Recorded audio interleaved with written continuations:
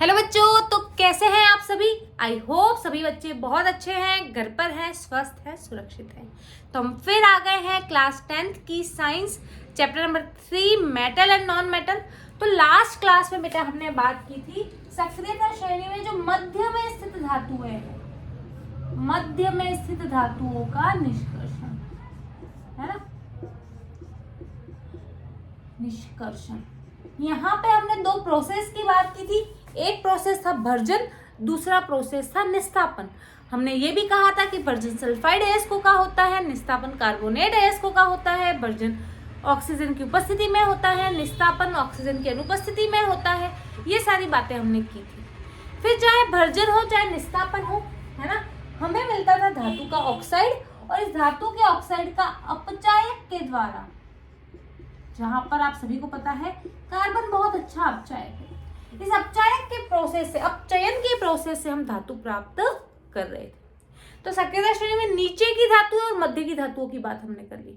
अब बात करेंगे सक्रियता श्रेणी में ऊपर की तरफ आने वाली धातुओं का निष्कर्षण, है ना। ऊपर की ओर आने वाली धातुओं का निष्कर्षण, है ना, निष्कर्षण। तो आप सभी को पता है कि सक्रियता श्रेणी में जो ऊपर की ओर धातु आती है वो बहुत ज्यादा रिएक्टिव होती है, बहुत ही ज्यादा रिएक्टिव, अभिक्रियाशील होती है। यहाँ पर हम बात कर रहे हैं सोडियम की, मैग्नीशियम की, कैल्शियम की, पोटेशियम की। ये सब धातुएं बहुत ज्यादा रिएक्टिव है ना। आप सभी को पता है सोडियम इतनी ज्यादा रिएक्टिव है कि भाई इसको हम खुला छोड़ ही नहीं सकते, है ना, वायुमंडल की ऑक्सीजन से रिएक्ट कर लेती है ना। तो ये जो धातुएं हैं सक्रियता श्रेणी में जो सबसे ऊपर है, उनकी ऑक्सीजन के प्रतिबंधुता बहुत अधिक है, कि प्रतिबंधुता बहुत अधिक है। इसका मतलब क्या है भाई, सक्रियता श्रेणी में जो ऊपर की तरफ धातुएं आती हैं वो बहुत ज्यादा रिएक्टिव है, और उनकी रिएक्शन जो है ऑक्सीजन के साथ बहुत फास्टली और बहुत जल्दी हो जाती है। ऑक्सीजन को देखते ही वो रिएक्ट करने का प्रयास करते हैं, इसीलिए तो सोडियम और पोटेशियम खुला रखते ही ऑक्सीजन से रिएक्ट करके आग पकड़ लेते हैं। आपने फर्स्ट चैप्टर में पढ़ा होगा कि मैग्नीशियम के ऊपर, है ना, मैग्नीशियम को जलाने से पहले उसे साफ करते हैं। क्यों? क्योंकि मैग्नीशियम पे ऑक्सीजन की परत चढ़ जाती। तो इन सब की ऑक्सीजन के प्रतिबंधुता बहुत ज्यादा है, इतनी ज्यादा है कि ये कार्बन द्वारा, है ना, अपचयित नहीं हो पाते हैं। हम सोचे कि कार्बन मिला दें और कार्बन इनको ऑक्सीजन से अलग कर दें, नहीं पॉसिबल है। इसीलिए सक्रियता श्रेणी में जो धातुएं सबसे ऊपर आती है, उन धातुओं का हम क्या करते हैं, विद्युत अपघटन करके, है ना, विद्युत अपघटन करके उन धातुओं को प्राप्त करते हैं। तो आपसे पूछे सक्रियता श्रेणी में ऊपर आने वाली धातुओं की प्राप्ति के लिए आप क्या करोगे, विद्युत अपघटन।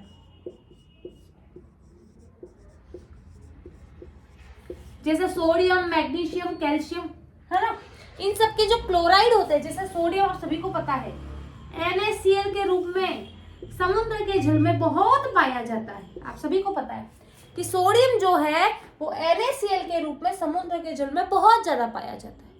तो इसे सोडियम क्लोराइड की गलित अवस्था का विद्युत अपघटन करके हम सोडियम धातु प्राप्त करते हैं। तो सक्रियता श्रेणी में जो धातुएं सबसे ऊपर आती हैं उन्हें कैसे प्राप्त किया जाता है बेटा, तो गलित अवस्था में उनका क्या करके, विद्युत अपघटन करके प्राप्त किया जाता है। क्लियर है? चलिए अब आपको एक चीज ध्यान रखनी है कि जब विद्युत अपघटन करते हैं तो ऑब्वियसली बात है कि विद्युत प्रवाहित करवाते हैं। यहाँ हमारे सिलेबस में डायग्राम वगैरह नहीं है, जो पॉइंट्स है वो मैं आपको बता देती हूँ। आप सभी को पता है ना, हमारे सिलेबस में नहीं, लेकिन फिर भी मैं आपको समझा देती हूँ, थोड़ा आपके लिए बेटर रहेगा, है ना। भाई ये तुम्हारा NaCl है, गलित अवस्था में है, यानी विथ वाटर है ना। विद्युत अपघटन करना है आपको, तो आपको क्या चाहिए, बैटरी चाहिए और इलेक्ट्रोड चाहिए, है ना। आप सभी को पता है बैटरी का धन सिरा जिससे जुड़ेगा, बैटरी का ये धन सिरा है, ये ऋण सिरा है। बैटरी का धन सिरा जिससे जुड़ता है उसे हम कहते हैं एनोड, मैंने याद करवाया था, याद करो, AAP एनोड पॉजिटिव, और ऋण सिरा जिससे जुड़ता है उसे कहते हैं कैथोड, है ना। तो यहाँ अंदर ऑक्सीकरण अपचयन अभिक्रियाएं होती है, जिससे सोडियम क्या करता है, इलेक्ट्रॉन का त्याग करता है, Na+ बनाता है, और इसी इलेक्ट्रॉन को क्लोरीन ग्रहण करके Cl- बनाता है। अब कहाँ पे क्या मिलेगा ये एग्जाम में पूछा जाता है। तो मैंने जैसा कि आपको बताया, क्लोरीन पर ऋण आवेश है, ऋणावेशित चीजें किसकी तरफ अट्रैक्ट होती है, प्लस की तरफ। तो ये जो माइनस है वो प्लस की तरफ जाएगा, तो यहाँ एनोड पे मुझे क्लोरीन गैस मिलेगी और कैथोड पे मुझे सोडियम मिलेगा, है ना। क्लोरीन मिलेगा इधर सोडियम मिलेगा। तो इस प्रकार हम क्या करते हैं, विद्युत अपघटन के द्वारा हम धातुएं प्राप्त करते हैं। आई होप क्लियर है ना। चलिए बढ़े आगे। तो अभी तक हमने क्या देखा, अभी तक जो हमने देखा वो देखो, फिर आगे की बात करते हैं, है ना, वरना भूल जाओ कि भाई ये तुम्हारा जमीन है ना, ये तुम्हारी जमीन है। इस जमीन से खनन किया, खनन का मतलब खुदाई, खनन करके निकाला तुमने अयस्क, है ना, अयस्क निकाला। अभी हम अयस्क की बात करें, धातु अयस्क, की सारी बात आपको पता है। अब इस अयस्क के साथ मिट्टी, कंकड़, पत्थर, बालू, बजरी, ये सब भी थे। इन सबको अलग किया। ये अयस्क के साथ जो मिट्टी, कंकड़, पत्थर ये सब होते हैं, इन्हें कहा जाता है गैंग, है ना। इस गैंग को अलग किया, इस प्रोसेस को कहते हैं अयस्क का सांद्रण। अभी भी अयस्क है, जैसे जिंक की बात करें तो ZnS, ZnCO3 के रूप में है। मुझे चाहिए धातु, तो अब मैंने किया अयस्क का निष्कर्षण,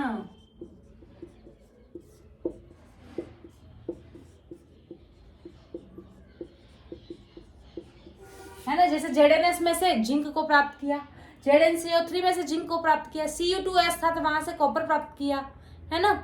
Fe2O3 था तो वहां से आयरन प्राप्त किया। तो अभी हमने निष्कर्षण करके धातु को प्राप्त कर लिया, लेकिन अब ये धातु जो है इसको हमें करना पड़ेगा शुद्ध। अभी भी ये शुद्ध नहीं है, प्योर नहीं है, तो इसको शुद्ध करना पड़ेगा, और इस प्रोसेस को कहा जाता है अयस्क का शोधन, परिशोधन,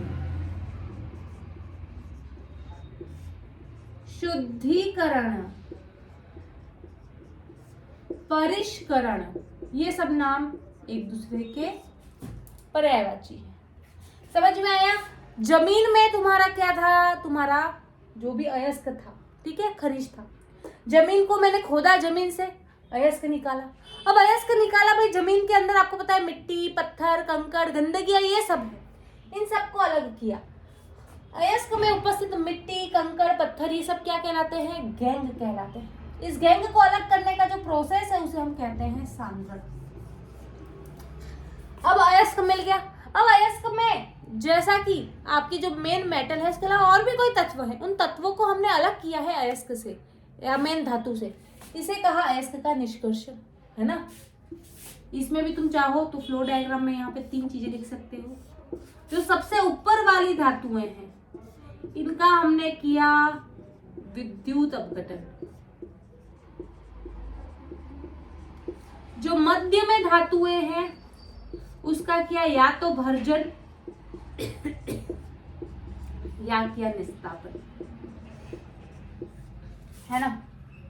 जो सबसे नीचे धातुएं हैं, इन नीचे वाले धातुओं का हमने क्या किया, भर्जन किया और ऑक्साइड से धातु प्राप्त की।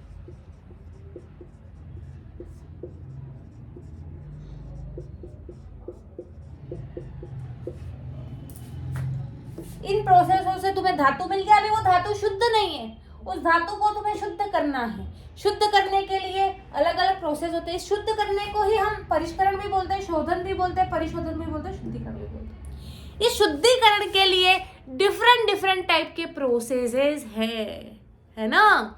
लेकिन आपके सिलेबस में जो प्रोसेस है उसका नाम है विद्युत अपघटनी परिष्करण।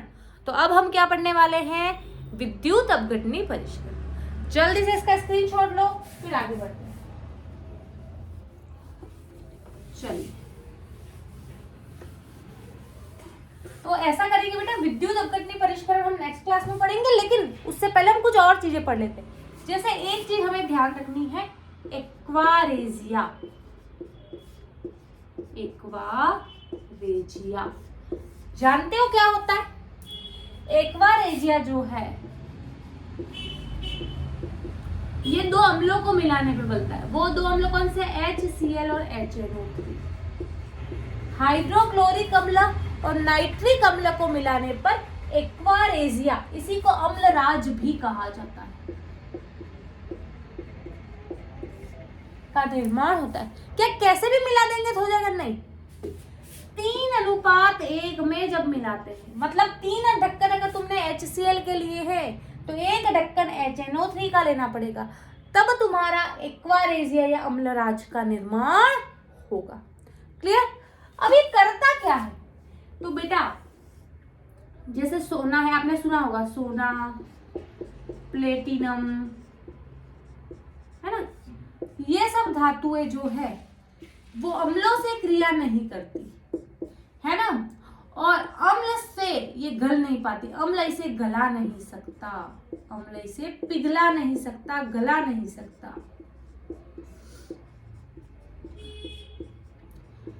तो जो आपकी सोना, प्लेटिनम ऐसी धातुएं हैं, इन्हें पिघलाने के लिए एक्वारेजिया अम्लराज का उपयोग किया जाता है। तो अम्लराज क्या करता है? सोना, प्लेटिनम जैसी धातुओं को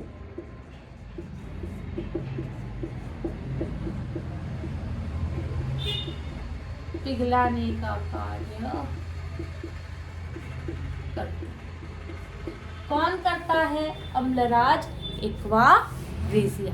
ठीक है, अब इस चैप्टर में हमारे 1-2 पॉइंट और बचे हैं, जैसे मिश्र धातु हो गया, संक्षारण के बारे में हो गया, और विद्युत अपघटनी परिष्करण हो गया। इसे हम नेक्स्ट क्लास में करके इस चैप्टर को विराम देंगे।